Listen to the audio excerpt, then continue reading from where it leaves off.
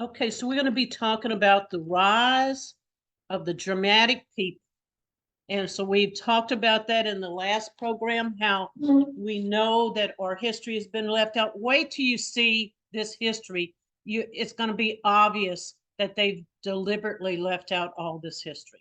So when the history was written, they write about Greece, they write about Rome, they write about, a little bit about Britain. They bring Britain in.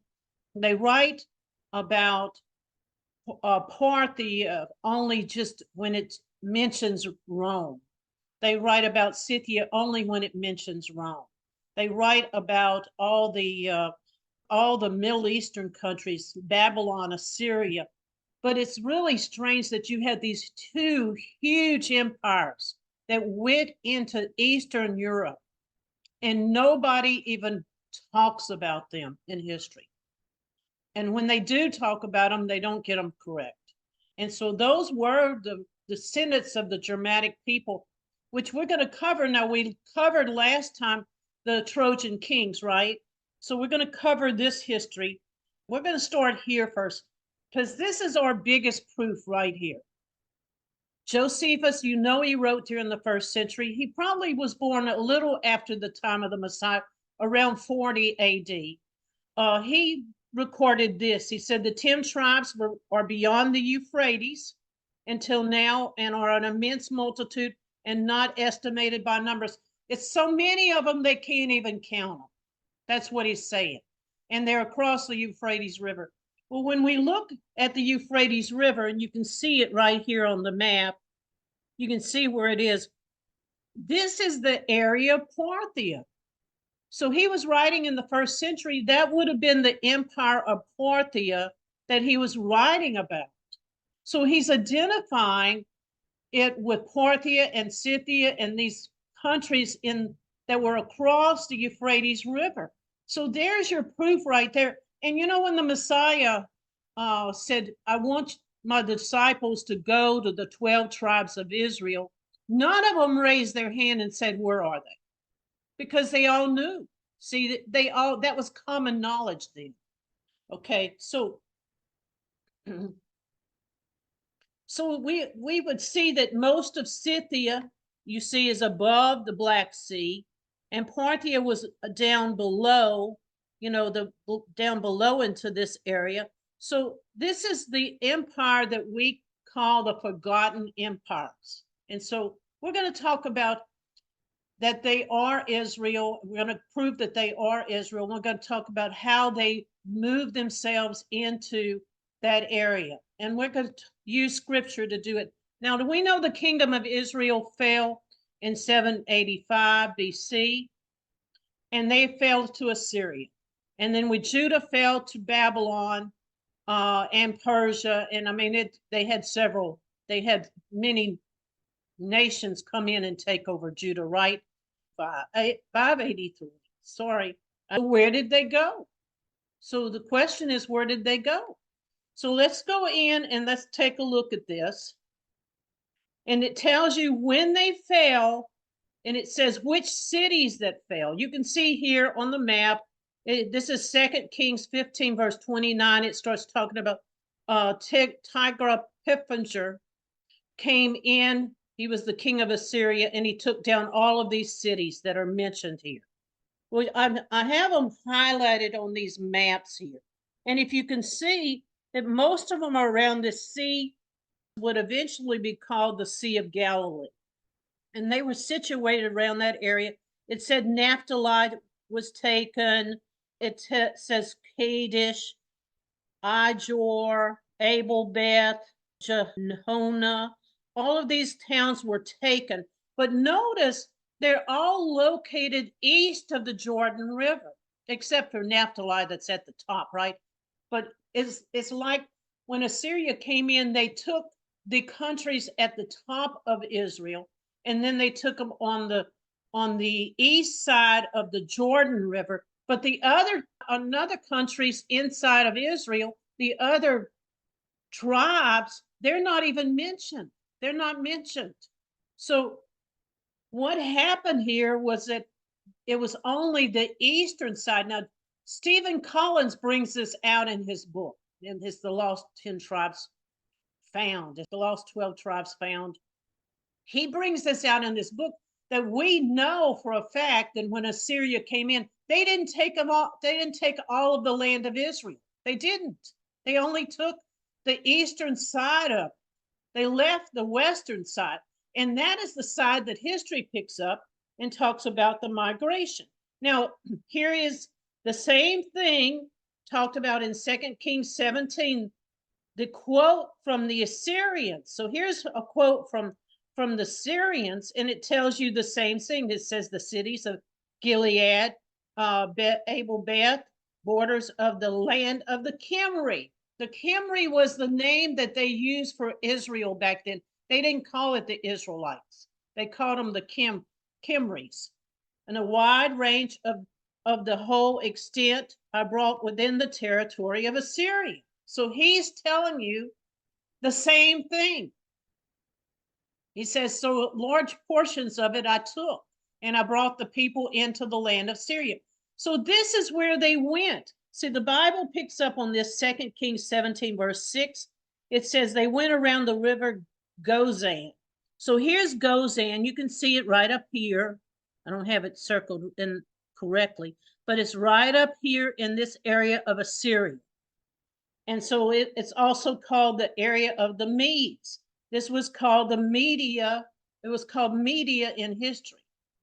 And so these people would become known as the people that were the Sumerians, spelled with a C, Cimmerians. Now, they would eventually cross across the Caucasus mountain range. We're going to get into more detail on that, but they're going to cross across this mountain range here. And that mountain range, it takes the name of Caucasus Mountains, but that's how we get the name Caucasian. So, you know, it's real simple. I mean, here's another major proof right here that our people were the tribes of Israel, because they came across the Caucasus mountain range, and they took that name, and even into this country were referred to as the Caucasian people. Now, that means we came from that region. Do y'all understand that? These are proofs of as to who the European descendants are, okay? And, you know, 75% of this country is made up of European descendants. Now, here comes the story. Here comes the story. This is from a Jewish historian named Eldad, and he talks about the fall of Samaria. I'm going to pick up only the things written in the red. The first migration of the Israelites were into the Trans-Caucasus region.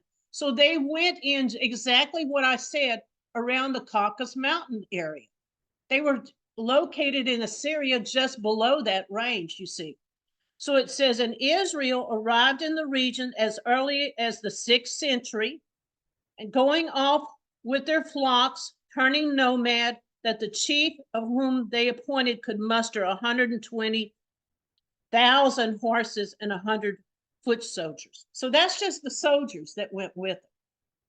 That's just the soldiers, that they had 100,000 soldiers that went with them. So it was quite a migration. Do y'all understand that? It was quite a migration. And they're migrating from where? On the eastern side of the Jordan River. So they migrated out and they went up. They did not go into captivity. See, and then you had the people that went into captivity sitting right there in the area of Assyria. So the range that they passed through, this is the range. Isn't this beautiful? This is the area that they went through. This is being recorded by an archaeologist, a Russian archaeologist. His name is Dan Chalvotson, and I'm just slaughtering that name. And y'all know I slaughter names all the time. I do it for a living. So bear the inscription of Right Israel, meaning the gates of Israel. That's what it meant. So that's actually carved in the side of the mountain. I tried to find that carving, and it's not online, but it's carved somewhere in that mountain range, because they talk about how it's carved in that mountain range. Before, I used to have a book my brother had. He gave it to me. And there's an ancient map in there, and it calls this same area the Pass of the Israelites in the map. Yes. Yes, And and so, that's because the Israelites passed through here, right? So and the mountain, I don't know if you're going to mention this, but the mountain at the top of that pass is called Mount Zion. It's called that to this day. no, I didn't know that. Yeah. No, I didn't know Yes, that. Mount That's why. Zion, right at the top. Okay, so Dario Pass is the real name, but that was named after Daniel. Okay, but it had another name too, didn't it, at one point, Dan? Oh, it's had a few names, but I heard that I read that this pass was called the Pass of the Israelites, or the one here, the Gates of Israel, up till the 1850s. Wow. See, they can't leave anything alone. You know, that they can't leave it alone. So this is what their migration would have looked like.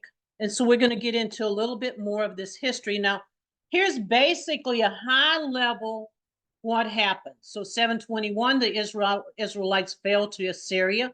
750, the people that were migrating began to migrate themselves up into that region around the Black Sea around 650. That's because there was a big, huge split. They went in three directions, and we've talked about that before. Now, Herodotus is the one that writes that history, and you know he is the father of history. And he wouldn't live with these people, you know, during the 4th century when he was writing history. Around 632 was the fall of Assyria. I usually say 630 because it's easier to remember. And the Medes and the Scythians were the two, along with the Elamites, were the three tribes that went up and took down Assyria. After they had gone in, remember, into trying to go into Judah under Hezekiah, when Hezekiah was the king, and they prayed all night. It was a night of Passover. And the next morning you had like 80, what was it, 80 some thousand Assyrian troops fell dead, and that's still recorded in history. And the people that picked that up are mainly the people who study the stars, and they are the ones that have actually put dates on that, so they know exactly when that happened because they can tell from the stars when these things happen. Interesting. So that's why they were so weakened. That it was easier for the Scythians and the Medes and the Elamites to come in and take them over. Yes, Dan. Okay, so let's add a little more to this. This is about 27 years before the fall of Judah, but they came down and they stayed in the area of the Middle East for 28 years. Now, Herodotus wrote volumes on this invasion by the Scythians, which I've never read. I want to, about the whole time the Scythians took down he gave credit to the Scythians for taking down the Assyrian Empire, because the other ones were in the middle of a civil war and they came down. As a matter of fact, if you look online, it's Scythian invasion of the Middle East at this time. National Geographic has put a map of the invasion routes in this National Geographic, one of their books. And so there's lots written, but you never hear about this.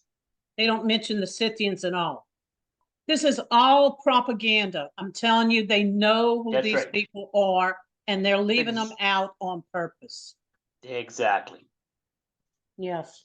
So now about that same time when there was that three-way split, you had the tribes of Naphtali and Issachar going into the all-time mountains because there was a gold rush that went up. Now, I'll tell you what's another thing that's interesting is that, do you know that when Jacob brought his family into Egypt, do you know that they went in wagons? That's in scripture. They went in wagons into Egypt. They went into wagons across the Caucasus mountain range. It's really interesting. Then when you get to this country, they go in wagons to the west.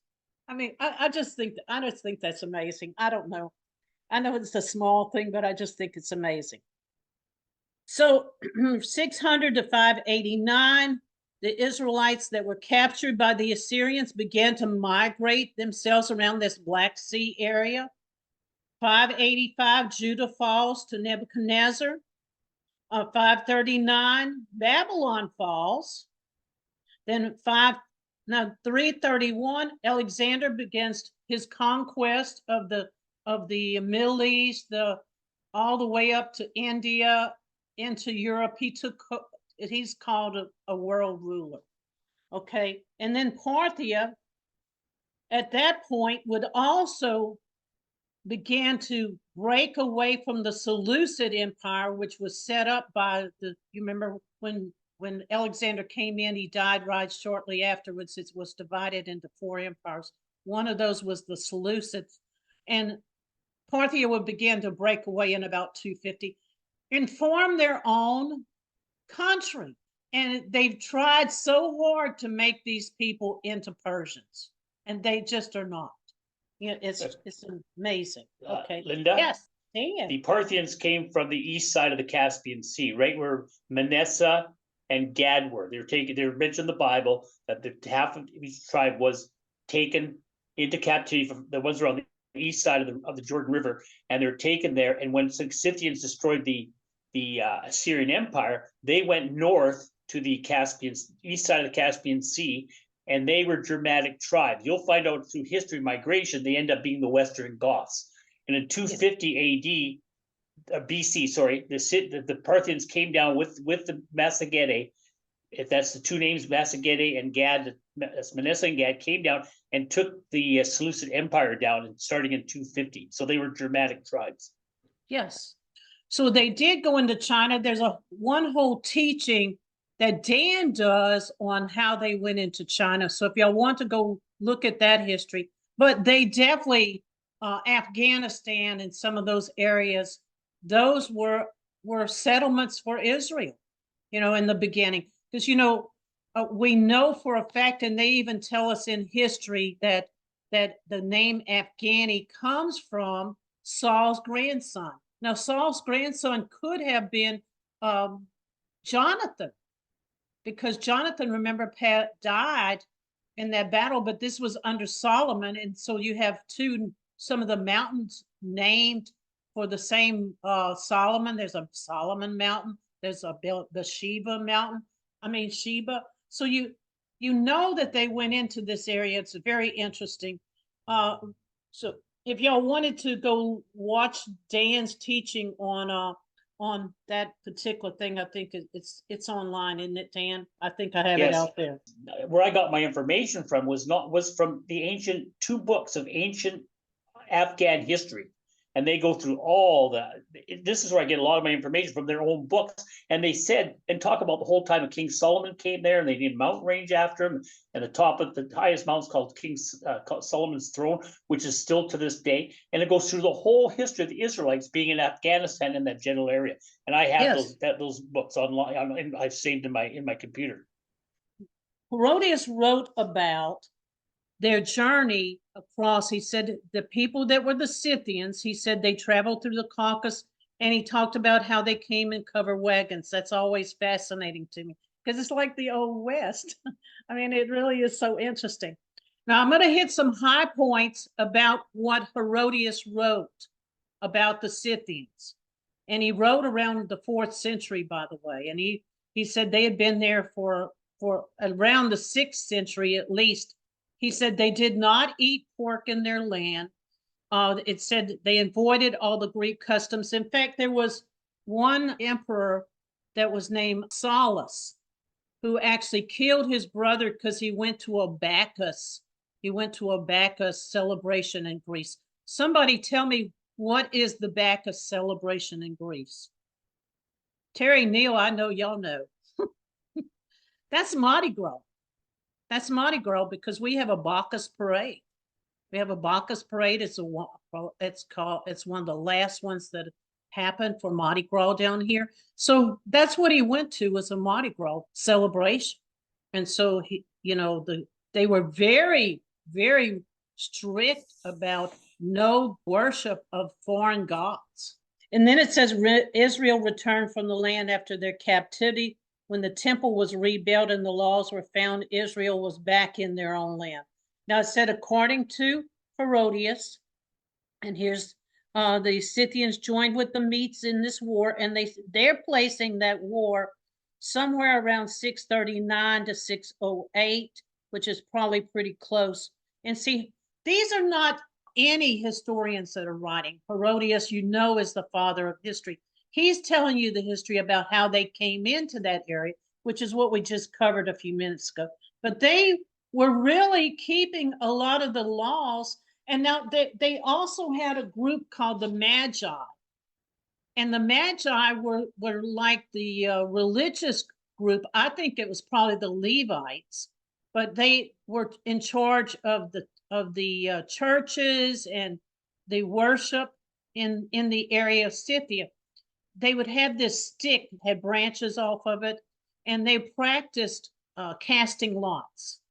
And they would, when they wanted to ask the father something, they would take little pieces and put them on each one of the limbs, and then someone would pick, they would pray over it, and then somebody would pick the answer, and that answer they would be coming from the father. By the way, it tells you in scripture that if you do cast lots, that the father will answer. And that's written in scripture. I think is very interesting. And that's what they were practicing, and that's what you see now. You used to see these cartoons on Walt Disney, the little magician with the stick in his hand. It was a magic wand. Remember that? That's where that came from. That it was that stick that they had, that they carried. And these would be the same people that would come in when the Messiah is born to bring the gifts. They were called the Magi. They would have been Levites. They would have been coming out of the area of Scythia. They would help pick the king, that they had the right king. It not necessarily had to have been the first son.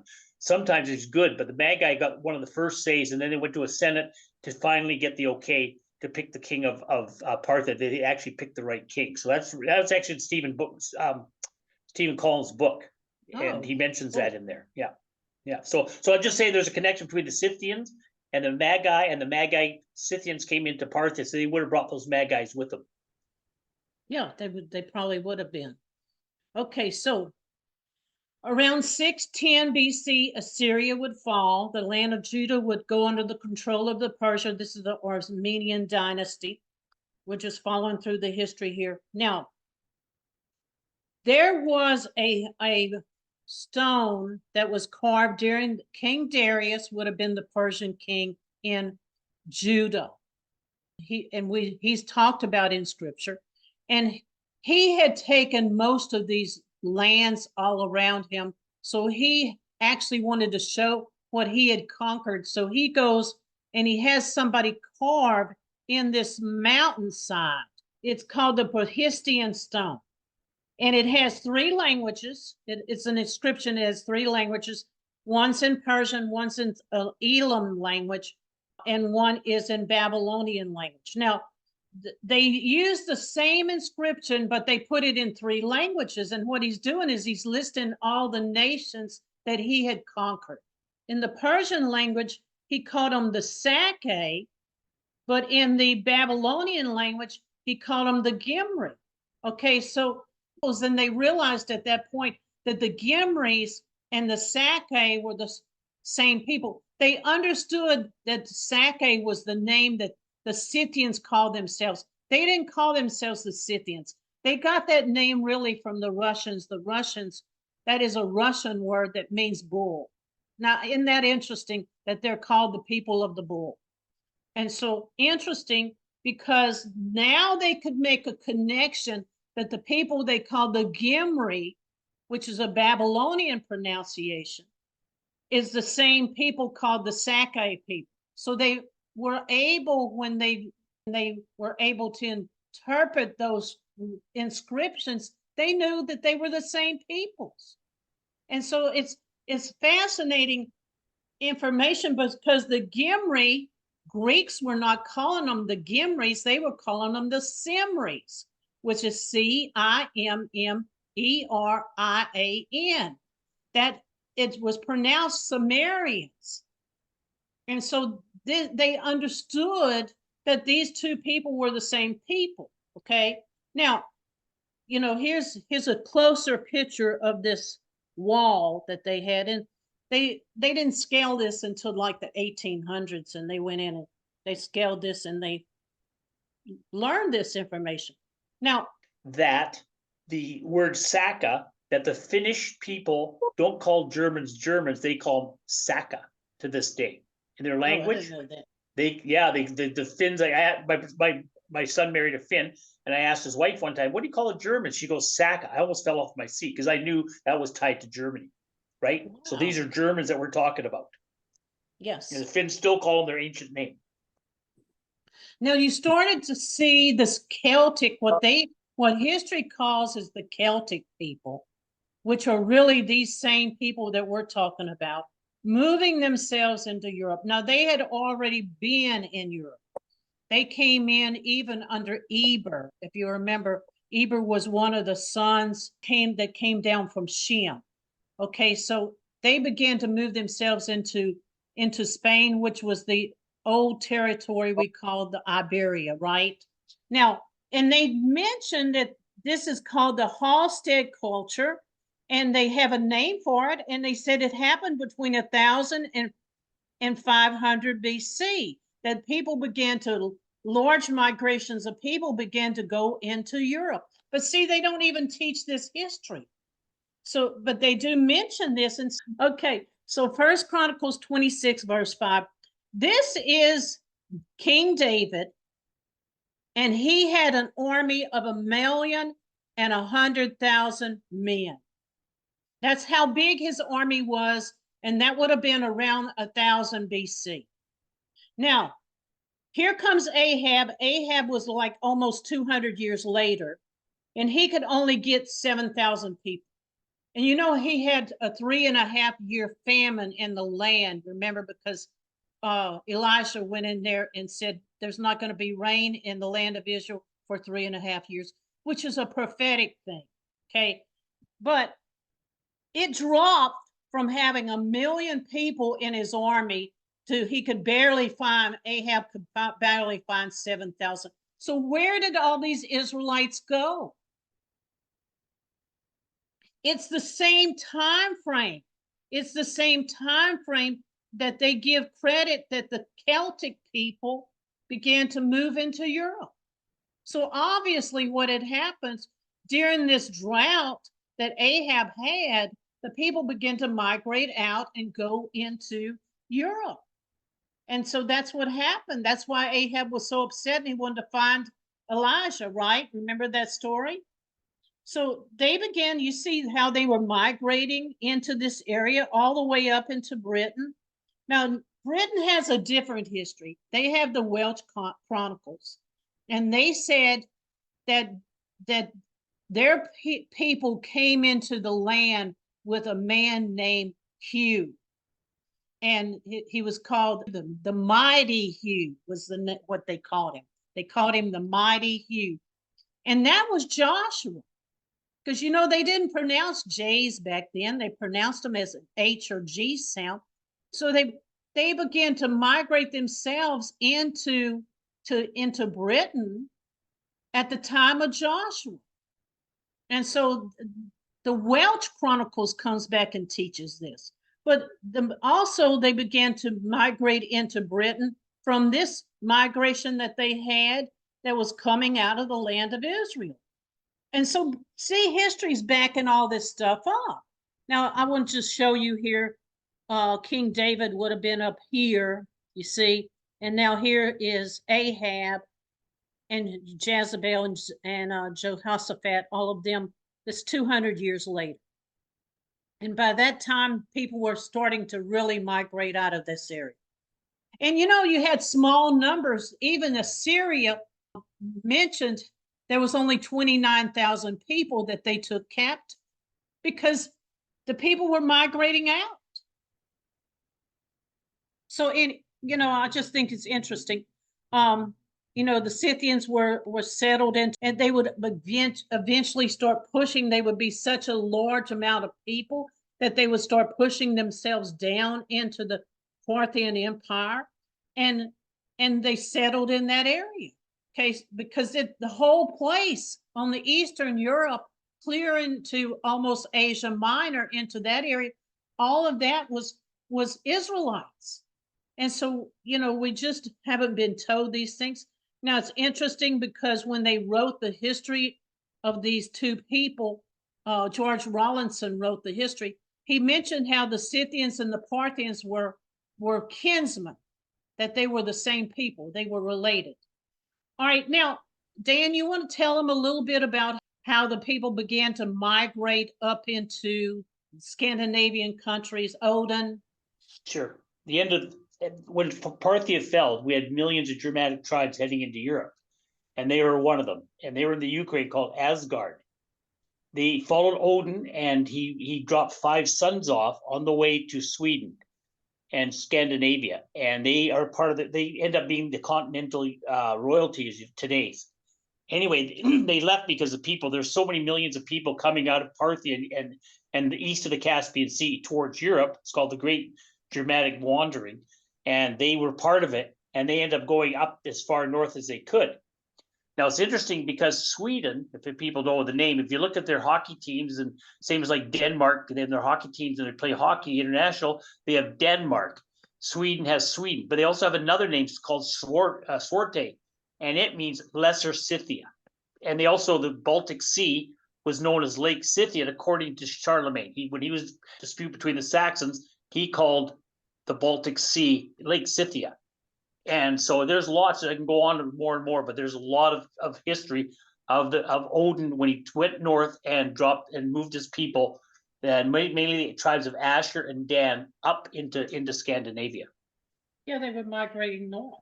And so interesting, That's right. because that's why they call Norway is because it was the North Way. Also, Denmark, and up till 1500, in the North Sea on the west coast of Denmark, it was known as the Sea of the Tribe of Dan. Up till the 1500s, it was called the Sea of the Tribe of Dan. That was the name of the west coast of Denmark in the North Sea. Oh, okay, that's interesting. Yeah. I didn't know and that's that. Up till 15. That's up to 1500s. They called it that. There's maps with it. I have that map in my PowerPoint now. Now I found it. So. Now, we talked about this last time too. Now, George Washington, there's a book in the Smithsonian that links George Washington back to Odin and says he was the 23rd generation from Odin. So, see, the history is there. The history is there. Thor originally brought those people from Troy and settled them around the Azore Sea. Then you have Odin in around 250 would bring them up, and I think he mainly brought Rachel's children. That's what I think he mainly brought. With the Huns, which was they would make an alliance with the Chinese to leave out of the Chinese's area. When they came out, okay, they would also migrate up there. That would be Naphtali, and that would be Issachar, some of Issachar. Okay, yes. Thor was the grandson of Priam, the last king of Troy when it fell. He was married off to a woman, to his wife he was in Thrace, and he had a large navy. And so he picked up those refugees that went to Asgard at the mouth of the Don River and Sea of Azov. And that's mentioned in the historical books of Thor. So Thor was actually like a king of Thrace who was the grandson of Priam of Troy. Yeah, Thrace was also, he was somebody who went in and slayed this giant bear. And and then they even wrote the book about that. That's where you get the legend of Beowulf came from that. And your name Tuesday comes from that. And the name Thursday comes from Thor. So interesting stuff. Now, it says Snorri wrote, he himself, Odin, went north to the Baltic Sea and took up his abode in the islands that he called the Odin Islands and Finland. So I'm just showing you the quote, proving that he actually did write this. Snorri was the historian that wrote around the 11th century. I think I said 100 years after the Scandinavians had gone in and founded America. All right, so they went in around 1000 BC. In fact, 1000 BC, it is a Jubilee year. I mean, I couldn't make this stuff up. I wanted to. 1000 BC is the same year that they came in, the Scandinavians came in and discovered, or given credit for discovering America. And they called it Vineland, which is really interesting. Now, Parthia, I just wanted to show you a picture of Parthia and Scythia here, so you understand where they are located on the map. And it would be the Roman Empire that would be landlocked, and they would be trying desperately to push their way and take down Parthia. Nobody tried to take down Scythia. Do y'all hear me? The only person that ever tried to do that was Alexander the Great. And there's a lot of the historians give Alexander credit for winning that battle. Many others say no, it was just a stalled battle, and they agreed to leave each other alone. So Scythia never went into the control of the Greeks. Nobody, even the Tacitus, who wrote in the 1st century, was a Roman historian. As we know that the Scythians are the most mighty army that has ever existed. So the Romans didn't go in to fight Scythia. They went in to fight Parthia. But don't forget too, Herodotus said that nobody beats the Scythians. Nobody beats the Scythians. They didn't bother to try. They were agrarian culture. By the way, they were big into marijuana.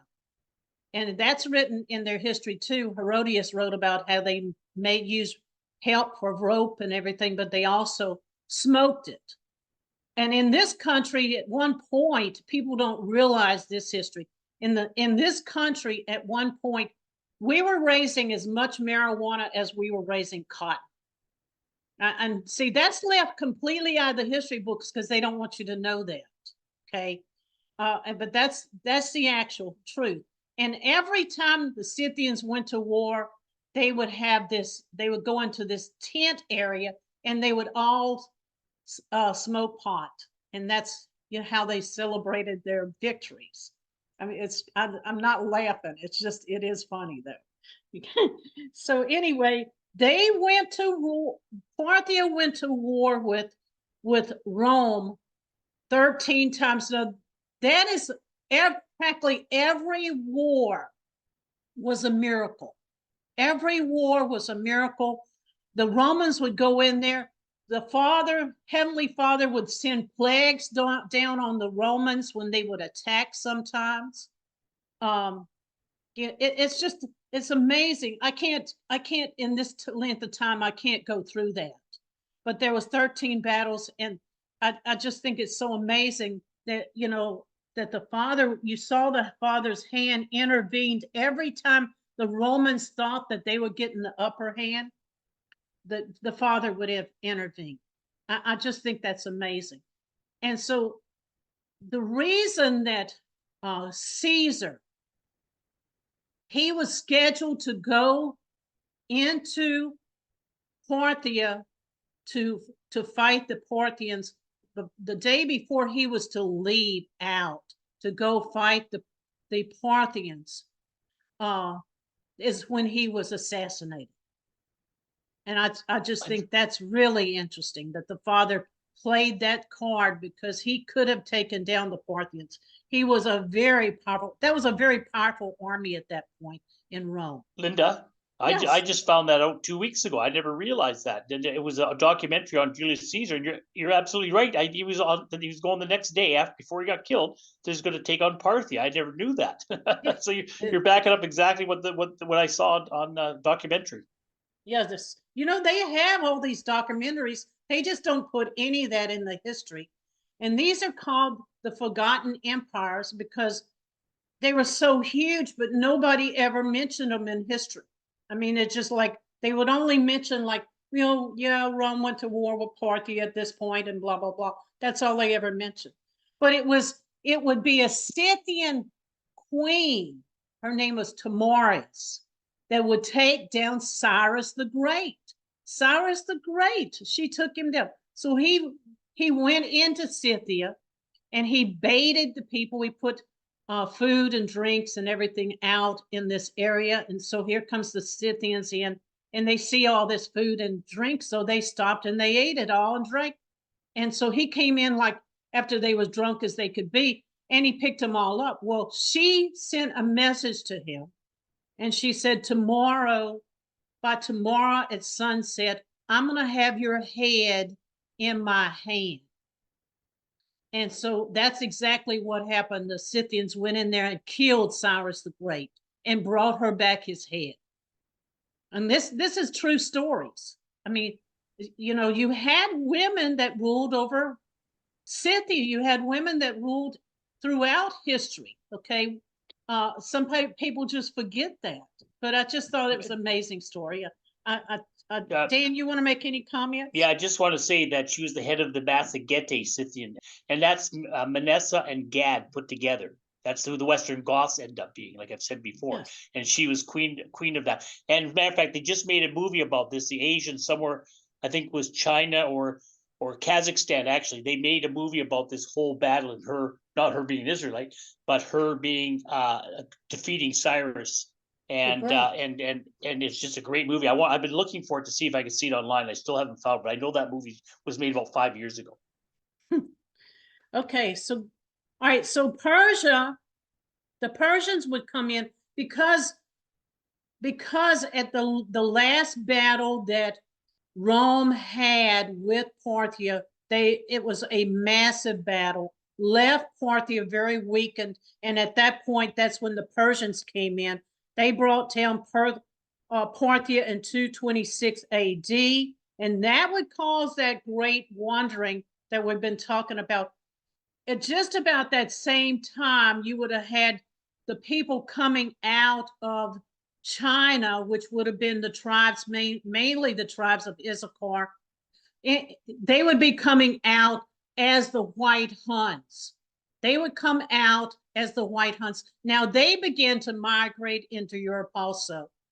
And so, of course, no way Scythia could hold all these people. They had no choice but to begin to move themselves into the Roman Empire.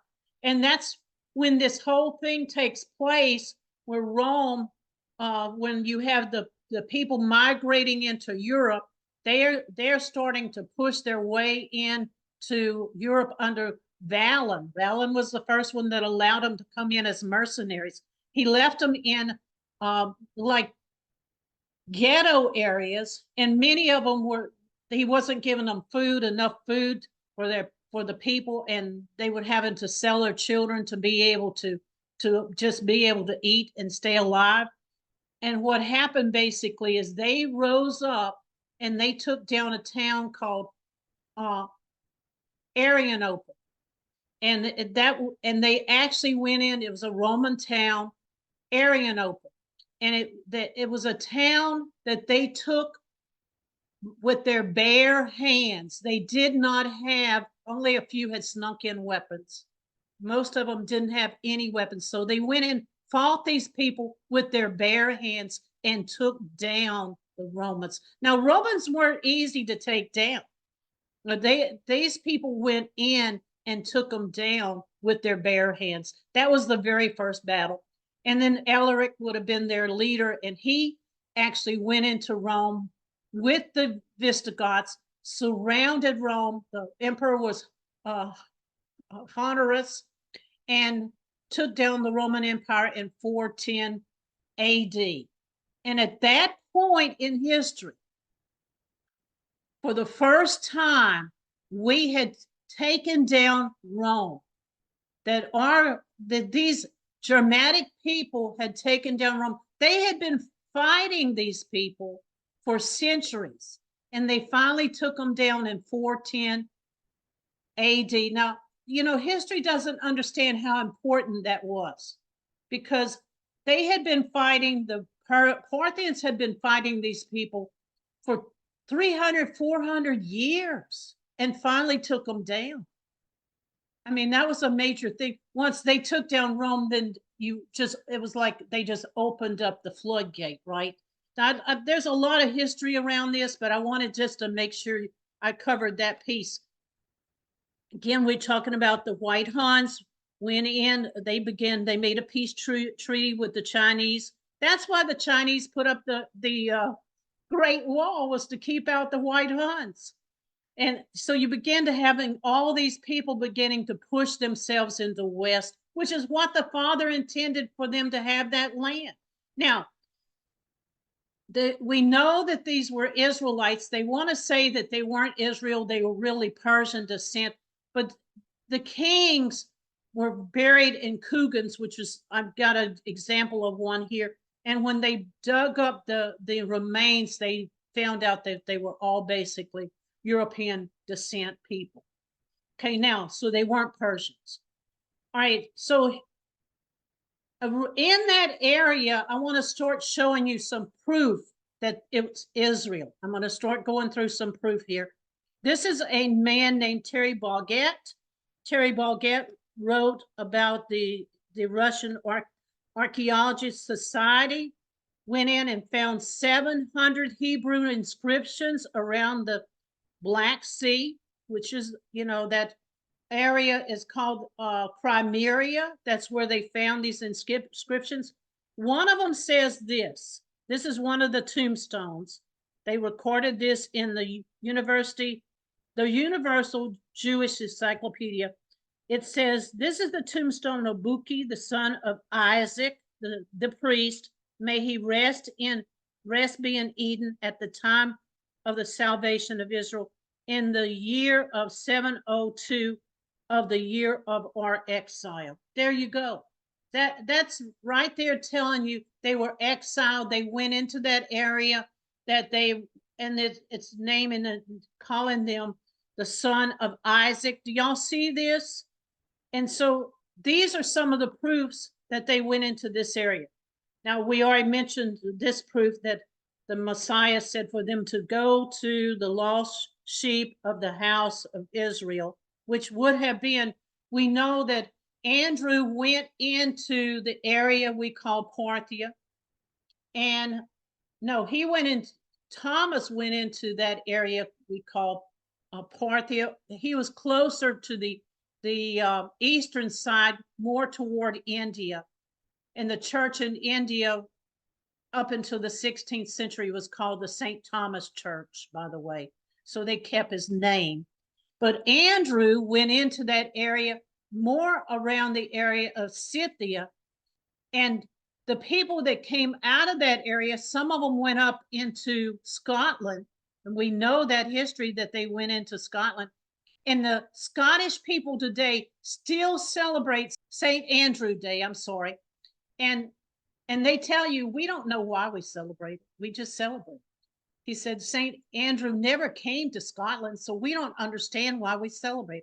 Because he was the disciple that the Father sent and the Messiah sent up into that region. And so they don't know their history. They don't know that they came out of Scythia. I just think it's amazing information. Don't forget, Linda, that the Scots in their Declaration of Independence says that they came from Greater Scythia. Oh yeah, we're going to cover that. I want to cover that. We're going to cover that. And now this is a real interesting quote. Ortelius, he wrote around the 1500s, says the kingdom of Assyria, which is just a Hebrew name for another land, is where the 10 tribes retired, took the name of Gothi. That is the same word as Goth. That's the same word as Goth, and so it took the name of Gothia. And so here's a proof that they went in. Here's a historian writing that the 12 tribes went into that area that we're talking about here. And there is a Sereth River up there in that area of Scythia in the Ukraine. It's really the Ukraine. And here's Josephus. We remember that quote. I'm going through all the proofs now. 10 tribes were beyond the Euphrates River. He wrote that history. So we had that history. We have this history. This is the Encyclopedia Britannica, the main movement from Asia into Europe, which went north of the Caspian, was in early times that of the Scythians. So they are recording it was the Scythians that came in. Now, here's Ptolemy. He said, mentoring a Scythian people sprung from Sake, the name Saxon. So they're saying that the name Sake, which was the same thing as the Scythian people, were called the Saxons. So this is where you get Anglo-Saxons. This is where you get the name. This is what's in Ptolemy's records. Okay, now, here's your quote, Dan. Dan, this is the quote. Now, this, we all saw Braveheart. You all saw the movie Braveheart. This would have been Robert the Bruce would have been writing, or he may not wrote it, but it was during his reign. They were declaring their independence from England, from Britain. And so what they did basically is they wrote their own Declaration of Independence. 1320 is when it was written. It says they're writing to the Catholic Pope, and it says they journeyed from Greater Scythia by the way of the Tyrrhenian Sea through the Pillars of Hercules, dwelt for a long course on the Tamus of Spain among the savage tribes, but nowhere could they be subdued by any race, however barbaric. Thence they came 1,200 years after the people of Israel crossed the Red Sea to their home in the west where they live today. That is talking about Scotland. So they're telling you in their Declaration of Independence that they are Israelites, that their ancestors crossed the Red Sea. Dan. Yes, exactly. And just let people know the Mediterranean Sea is the Mediterranean Sea, and the Pillars of Hercules is Gibraltar. So yes, it's they say it themselves, and again we follow that red line, from Zara that follows these same Scottish people, and it's just there's so many different variations towards showing that they're Israelites, and they come from Greater Scythia. As a matter of fact, I used to have a note exactly where they came from. So we're so happy to have you on because you share so much with this on this subject. Wonderful. Okay, here it is. Now this is called Jacob's Cell. It's a river that marks the border between Norway and Russia, and it means Jacob's border river. And this is a picture of it here. And of course, now here's Tia Tephi. You can see Tia Tephi. This is the actual ancestry of the Queen Victoria. Actually, this was Queen Victoria, and I think they've put some of the other kings on his chart now. It's actually used to be in Westminster Abbey, but see, I think it's real interesting that they're including Tamar, which is Tia Tephi right here. They put her in parentheses. That's who she is. So that, it's so interesting that they're tying all this history, and they're saying that they started here with Abraham and went all the way down and traced their heritage all the way down to the kings and queens of England today, Britain today. Interesting stuff. They've changed so much stuff that it's hard to find some of the stuff that I used to find out there. They've taken it off. So, or it may be that it's just hard to find, but yeah, that's an old picture of it from years ago, that particular one. Now, this one I got from Dan. This is the Queen Elizabeth's coronation speech. It says, "O Lord of heaven, salts of humble and strength of thy chosen, who has anointed with oil and the oil of old maid and consecrated kings, priests, prophets to teach and govern the people of Israel." Now, this is when she goes behind this curtain, and the high priest or the priest that goes in there, that's the oath that she takes. And it says she to teach and govern the people of Israel. See, they knew who these people were. They knew. But it's not fashionable to talk about this, because everybody else could know their origin to their people, but for some reason we're not allowed to do that. Dan, is there anything you want to say before we close it out? Yeah, I just want to go back to Parthia for everybody, and it was Rome's greatest enemy for 300 years. They fought 13 battles, like you said, and they won pretty well every one of them. and God intervened, I'm sure, a few times from what I've read. But I just want to let everybody know the first two capitals of Parthia in around 250 BC. The first capital was Isaac, just like the Bible, Jacob's father, and the second capital they named when they moved it was Dara. And Dara, Yeah. of course, we know left Egypt and went and started Troy. So that whole bloodline goes that way, right? So Yeah, that's another whole piece when you study the Parthians. That's right. Many of their cities were named after Israelite cities. Gaza That's right. was And their largest city. well, even you know, even if they got Germanic names, that the Kerman Desert, they got so many German names in Iran, today's Iran, and also the Romans called them, according to the Encyclopedia Iranica, from the Chamber of Commerce, the Romans used to call the Parthians Germi, German with two eyes on the end. Yes. And also the was going to say to you the name Iran. Ephraim is tied into this big time because his four sons, their names all show up around Iran, and Iran is one of his sons. His son was Erin, like Iran. That's how the word Iran comes from, which means Aryan. And also the Bactriates and all these other Israelite people that lived up north of the east of the Caspian Sea. All these tribes were named after Ephraim's son, four sons. So there's so much history; it's unbelievable.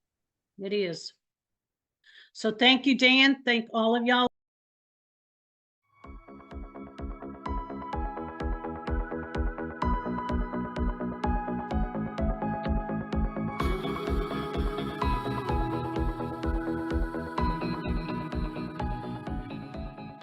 For more information about this broadcast, please visit our website at www.12tribehistory.com. That is the number 12, tribehistory.com, or email us at lwatson44@cox.net with any questions or comments.